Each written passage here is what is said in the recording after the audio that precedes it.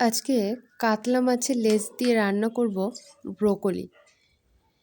আমি সাধারণত ব্রোকলি নিরামিষই রান্না করি। নিরামিষ ব্রোকলি আমার বেশ ভালো লাগে। তবে আজ মনে হলো যে একটু মাছ দিয়ে রান্না করা যাক, কেমন খেতে হয়। তো তার জন্য মাছটাকে লবণ ও হলুদ দিয়ে ভেজে নিচ্ছি। ভেজে নেওয়ার আগে কিছু সময় লবণ ও হলুদ দিয়ে মাছটা মেখে রেখেছিলাম। মাছটা আমার ভাজা হয়ে গেছে। এরপর আমি কড়াইতে দিয়ে দিয়েছি পরিমাণ মতো তেল। তারপর দিয়ে দেব পেঁয়াজ।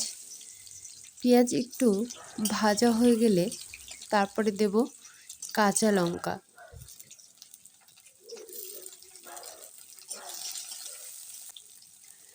কাঁচা লঙ্কাটা দিয়ে কিছু সময় ভেজে নিয়ে দিয়ে দেব গোটা জিরে।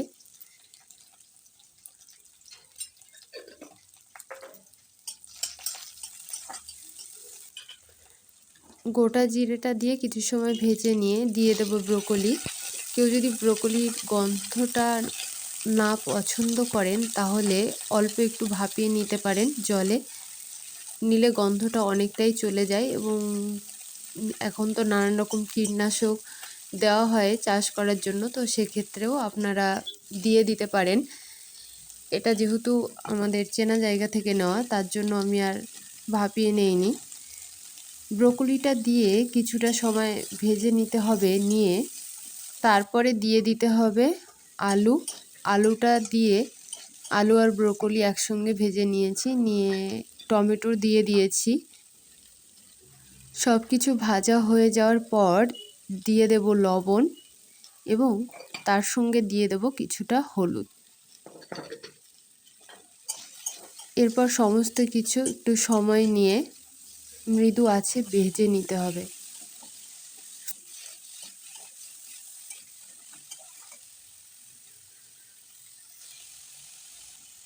ব্রোকলির থেকে যে জলটা বের হয় সেই জলটা শুকিয়ে যাওয়ার পরে আমি একটু জল দিয়ে দেব, দিয়ে এই জলটাও শুকানো পর্যন্ত অপেক্ষা করব।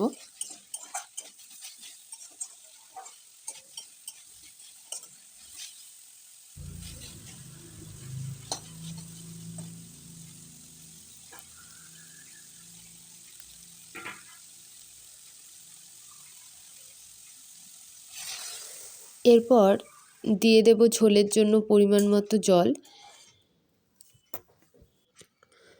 ঝোলটা ফুটে উঠলে দিয়ে দেব ভেজে রাখা কাতলা মাছের লেজটা।